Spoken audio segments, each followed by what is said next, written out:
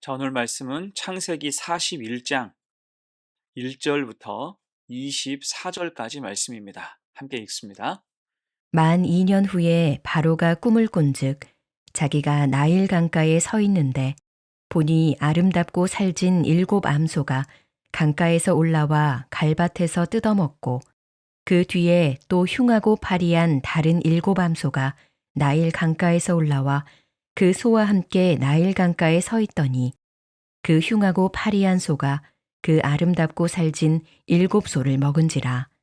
바로가 곧 깨었다가 다시 잠이 들어 꿈을 꾸니 한 줄기에 무성하고 충실한 7 이삭이 나오고 그 후에 또 가늘고 동풍에 마른 7 이삭이 나오더니 그 가는 7 이삭이 무성하고 충실한 7 이삭을 삼킨지라.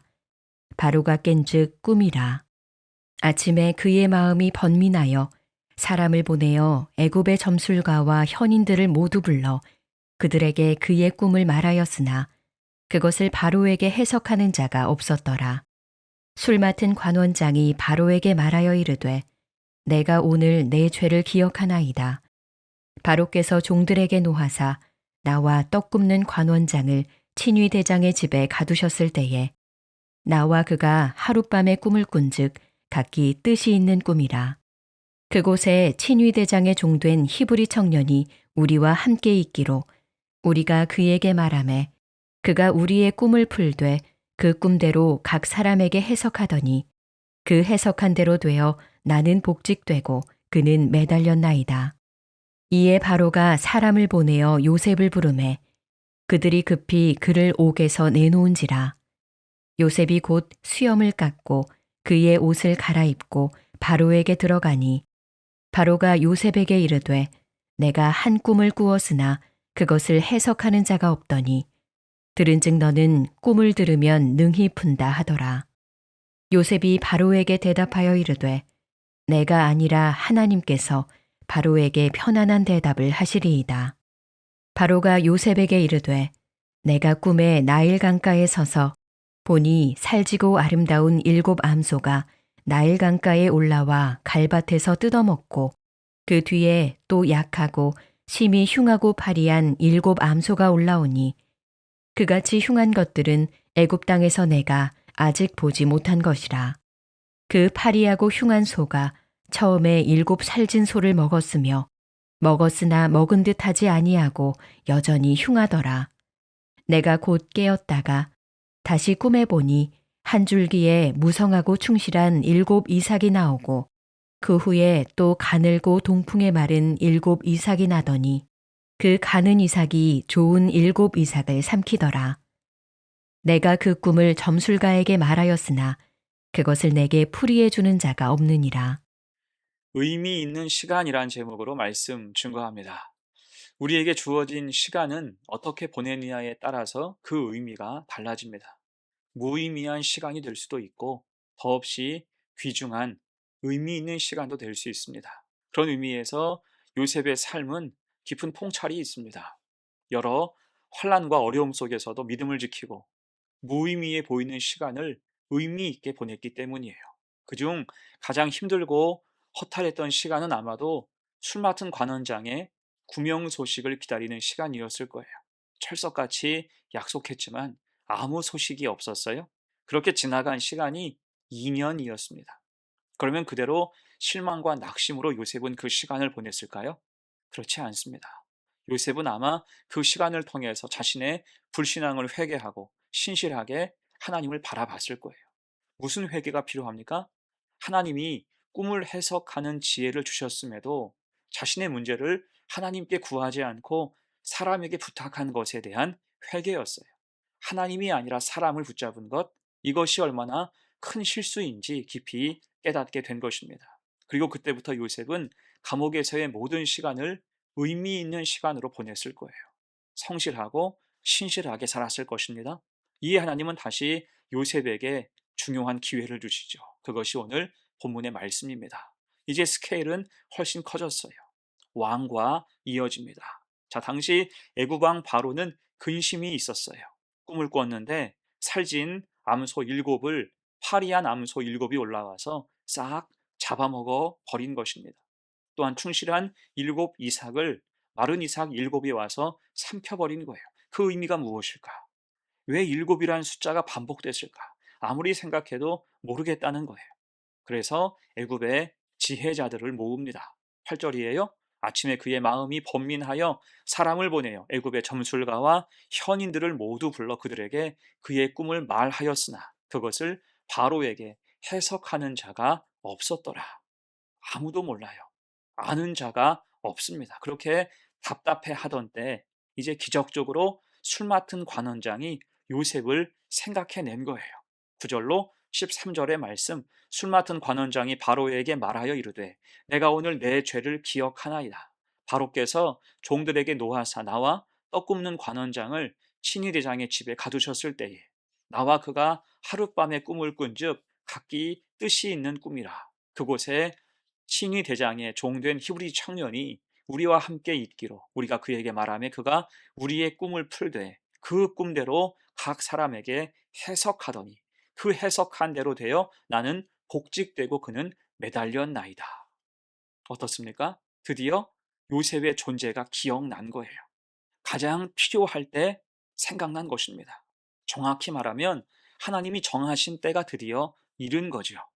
술 맡은 관원장이 머리가 나빠서가 아니라 하나님 섭리하심으로 이제 생각나게 하신 거예요. 중요한 것은 요셉이 믿음으로 그 시간을 모두 의미 있게 버텨낸 후에 하나님께서 길을 열어주셨다는 것입니다. 자, 이에 요셉은 바로의 부름을 받게 되지요. 하나님의 급반전이 벌어지는 것입니다. 14절 보세요. 이에 바로가 사람을 보내어 요셉을 부르매 그들이 급히 그를 옥에서 내놓은지라. 요셉이 곧 수염을 깎고 그의 옷을 갈아입고 바로에게 들어가니 용모를 가다듬고 즉시 왕 앞으로 나아간 것입니다. 어떻습니까? 잔뜩 긴장할 상황이에요. 하지만 여러분, 이때 놀라운 게 무엇입니까? 바로의 말을 듣고 요셉이 이렇게 말을 해요. 16절, 요셉이 바로에게 대답하여 이르되 내가 아니라 하나님께서 바로에게 편안한 대답을 하시리이다. 아멘. 그러니까 감옥에서 나와서 왕 앞에 서게 된 요셉이 보인 태도는 왕에게 고개를 조아리며 이번 기회를 놓치지 않겠다, 그런 자세가 아니라 오히려 하나님을 더 굳세게 의지하는 모습을 보이고 있는 것입니다. 여러분, 이게 쉬운 일입니까? 교회는 다녀도 믿음이 없으면 어디 가서 예수님의 이름 꺼내지도 못하죠. 식사 기도도 제대로 못합니다. 누군가에게 내 신앙을 보이는 것, 복음을 전달하는 것, 이게 쉬운 일이 아니에요. 하물며 요셉은 지금 애굽의 바로 앞에서 하나님 이름을 말하고 있습니다. 혼잣말도 아니고 왕과 처음 대면하는 자리에서 하나님의 이름을 고백한 거지요. 믿음과 담대함이 없이는 할 수 없는 일이었습니다. 그만큼 요셉은 그 고난의 삶을 통해서, 특별히 지난 2년 동안 감옥에서 보낸 시간을 통해서 철저하게 하나님께만 시선을 고정하는 훈련을 한 것입니다. 이에 우리 역시 세상의 풍파 속에서 오직 하나님께만 우리의 시선을 고정해야 할 줄로 믿습니다. 히브리서 12장 1절 이하의 말씀이죠. 모든 무거운 것과 얽매이기 쉬운 죄를 벗어버리고 인내로서 우리 앞에 당한 경주를 하며 믿음의 주요 또 온전하게 하신 이인 예수를 바라보자. 아멘. 흔들리지 말고 시선을 고정해서 주님만을 바라보라는 거예요. 그러면 흐트러지지 않고 믿음과 담대함으로 살아가게 되는 것입니다. 이후 요셉의 삶도 그렇습니다. 바로의 꿈을 해석할 때에도, 또 해석한 후에도, 이후로 애굽의 총리직을 수행하는 동안에도, 그리고 형제들을 만나고 용서하는 모든 순간에도 늘 그는 하나님께 시선이 고정돼 있었어요. 이것이 요셉 신앙의 핵심, 하나님이 그를 축복하시고 그가 형통하게 된 이유죠. 늘 하나님께 시선이 고정되어 있었다는 것입니다. 자, 이제 말씀을 정리하면서 여러분, 하나님이 주신 시간 중에 의미 없는 시간은 없습니다. 우리가 곤고하고 고난 중에 있으며 내 마음대로 되지 않는 시간이라도 그 시간이 무의미하지 않은 거예요. 그 시간 동안 하나님은 우리와 여전히 함께 하십니다. 이를 알았기에 요셉은 실망했던 시간을 뒤로하고 주어진 2년의 시간 동안 회개하며 하나님을 의지하고 성실하고 신실하게 살면서 하나님께서 부어주시는 기회의 때를 준비한 것입니다. 결국 은혜의 길, 예비하신 길이 활짝 열리는 거지요. 이게 우리 역시 늘 하나님께 시선을 고정해야 할 것입니다. 형통했을 때는 물론 어려운 일을 당해도 하나님 바라봐야 되고요. 혹은 마음에 안 드는 사람을 만나고 다급한 일 앞에서도 우리의 시선은 하나님께만 향해야 한다라는 것입니다. 그럴 때 모든 순간이 하나님과 동행하는 의미 있는 시간이 될 수가 있고, 그를 통하여 우리는 성장하고 우리 믿음은 깊어질 수 있다라는 거예요. 그래서 오늘 요셉처럼 하나님께서 친히 길을 여시는 복된 삶을 사는 우리 성도들 되시기를 간절히 축원합니다. 아멘. 함께 기도합니다. 하나님 아버지, 우리가 연약한 까닭에 때로는 실망하고 낙심할 때가 있습니다. 그래서 세월을 허송하며 의미 없는 시간을 보내고 세상 일에 그저 몰두하여 살 때가 있습니다. 이런 우리의 연약함을 고백하오니 믿음의 눈을 열어주셔서 그런 시간, 그런 순간조차 하나님이 함께 하심을 기억하게 하옵소서. 그래서 하나님께 시선을 고정하며 믿음으로 살아갈 때 하루하루 의미 있는 삶을 살게 하옵소서. 요셉처럼 믿음과 담대함을 주옵소서. 감사드리며 예수님의 이름으로 기도합니다. 아멘.